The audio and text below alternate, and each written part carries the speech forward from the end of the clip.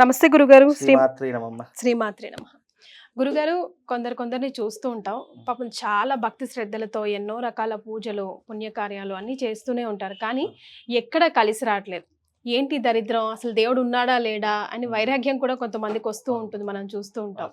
అలాంటి వాళ్ళకి మనం ఒక చిగురాస కల్పించడానికి ఏదైనా రెమెడీ కానీ, లేకపోతే ఒక మంచి మంత్రం కానీ, ఒక మంచి మాట కానీ చెప్పగలమా?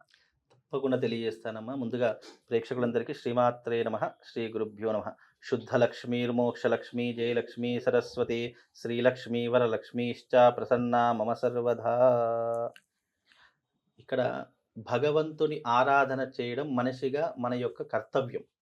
ఆ కర్తవ్యాన్ని మనం నేను రోజు పూజ చేస్తున్నాను, రోజు యజ్ఞయాగాదులు చేస్తున్నాను, రోజు దాన ధర్మాలు చేస్తున్నాను, అయినా నాకే ఎందుకు కష్టాలు వస్తాయి అని అనుకోవడం అనేటటువంటిది మనిషి యొక్క ఆలోచన శక్తిని తగ్గించే విధంగానే చేస్తుంది.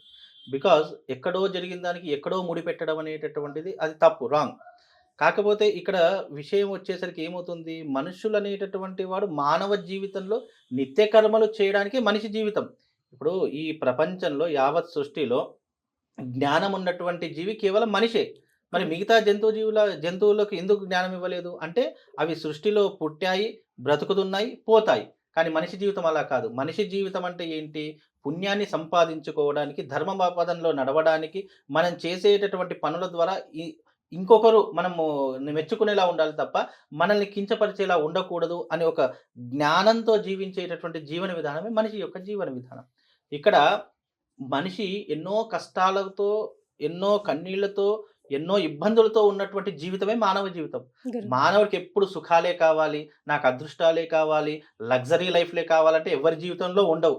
అది కోటీశ్వరుడైనా సరే. ఇప్పుడు అంత పెద్ద అంబానీ ఉన్నారు, టాప్ మోస్ట్ కోటీశ్వరుడు, అతనికి లేవా? అతనికి అన్ని డబ్బులు ఉన్నా కూడా ఒంటి నిండా వ్యాధులు ఉన్నాయి.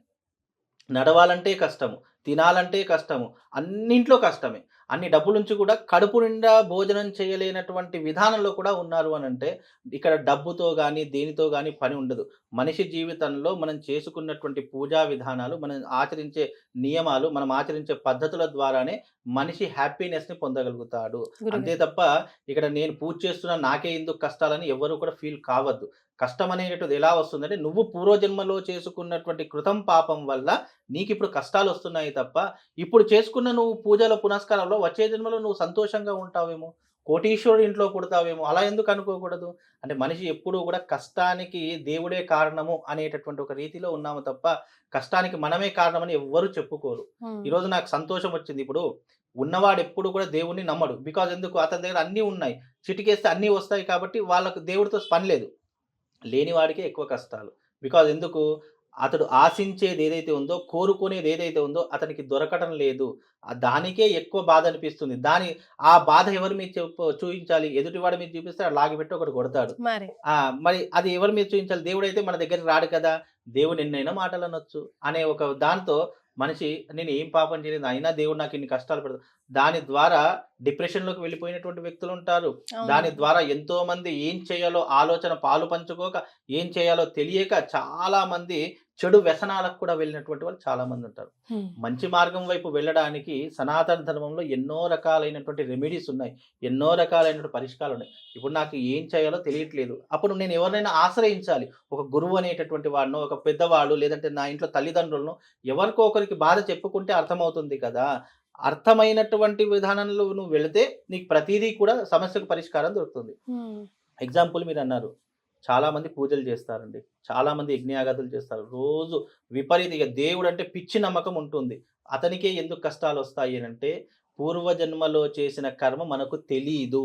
మెయిన్ రీజన్ అది. ఏదో మనము చెప్పినటువంటి మాట కాదు, సాక్షాత్తు శ్రీమద్ భాగవతంలో శ్రీకృష్ణుడు అర్జునుడితో చెప్పినటువంటి మాట. కర్మ మాత్రమే మనిషి యొక్క ప్రవర్తన, మిగతా ఫలితం అంతా దేవుడిచ్చేటటువంటి ఫలితం మీద ఆధారపడి ఉంటుంది.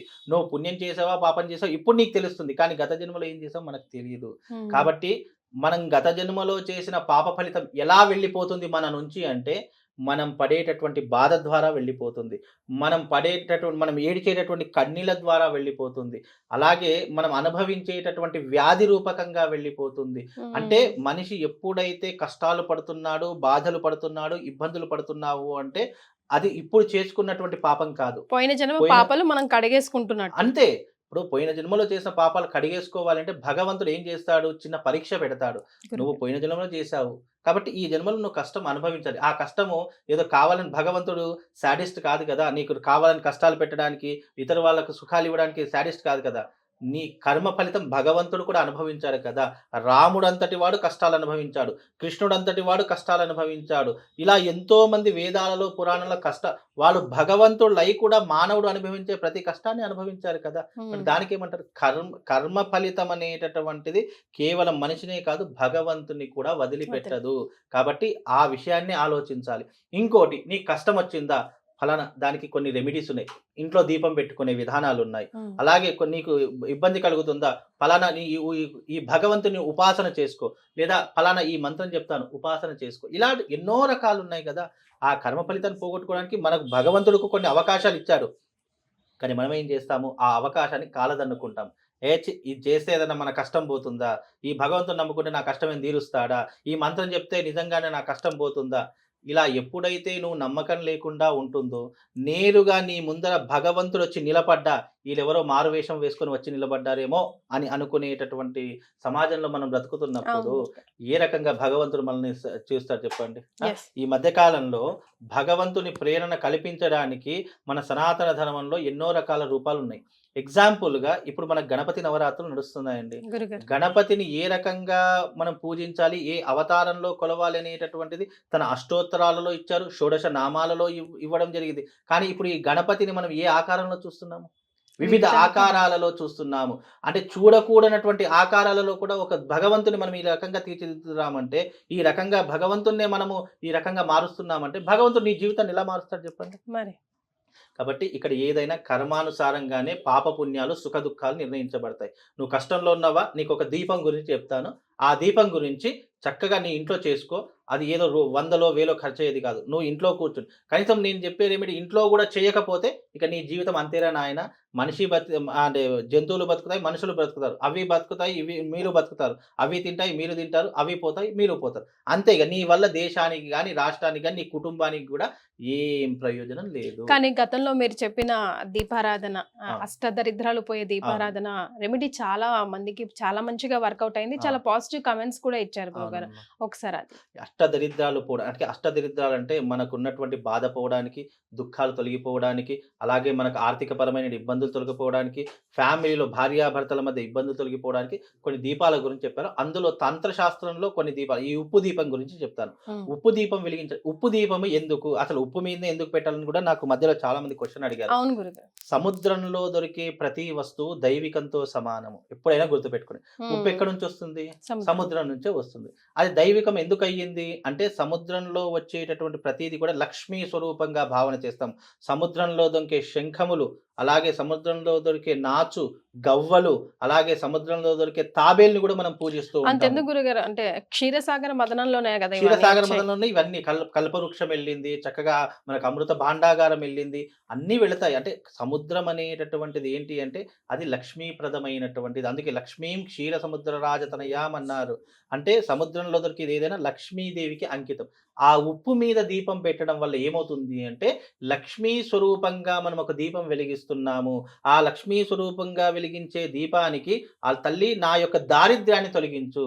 అంటే దారిద్ర్యం అంటే ఏంటి? ఈ కలియుగంలో ఇప్పుడున్న ప్రస్తుత కాలంలో దారిద్ర్యం అంటే డబ్బే.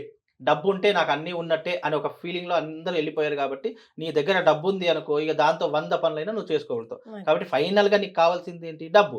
ఆ డబ్బు నీ దగ్గరికి రావాలన్నా, నువ్వు సంపాదించాలన్నా, డబ్బు ఊరికే రాదు. కష్టపడితేనే డబ్బొస్తుంది. నీ గురుగారు. జీవితంలో ఆ ఉప్పు దీపం ఎందుకు వెలిగించమని చెప్తున్నానంటే, నీకొచ్చే అవకాశాలు, నీకొచ్చేటటువంటి మార్గాలు, అంటే నీ జీవన వృత్తిలో నువ్వు ఉద్యోగం చేస్తున్నావు, ఉద్యోగంలో వృద్ధి కోసము. అదే రకంగా నువ్వు బిజినెస్ చేస్తున్నావు, బిజినెస్ డెవలప్‌మెంట్ కోసము. లేదా నీ కాళ్ళ మీద నువ్వు ఒక ప్రవృత్తి చేస్తున్నావా, ఆ వృత్తిలో డెవలప్‌మెంట్ కోసం. అందులో నీకు డబ్బులొస్తాయి తప్ప, గురువుగారు ఉప్పు దీపం పెట్టమన్నారు. ఈరోజు నాకు డబ్బులన్నీ వచ్చేస్తాయి అని చెప్పి ఎవరైతే ఆశతో పెడతారో, మూర్ఖత్వం. జీవితంలో ఆ కోరిక నెరవేరదు. భగవంతుడు ఏమంటాడో తెలుసా? నాకు నిజమైనటువంటి భక్తుడు ఎవడు? అని భగవంతుడు అర్జునుడికి క్వెషన్ ఏస్తాడట. హ్మ్. అయితే నీ భక్తుడు ఎవరు అంటే నేనెలా తెలుసుకోవాలి? హ్మ్. ఏ రకంగా తెలుసుకోవాలంటే, ఎవరైతే ఏ కోరిక లేకుండా, ఏ కోరిక లేకుండా నిస్వార్థంగా భగవంతుని ముందర మానవ జీవితం ఎత్తినందుకు భగవంతుని సేవ చేసుకుంటున్నాడో వాడు అసలైనటువంటి భక్తుడు.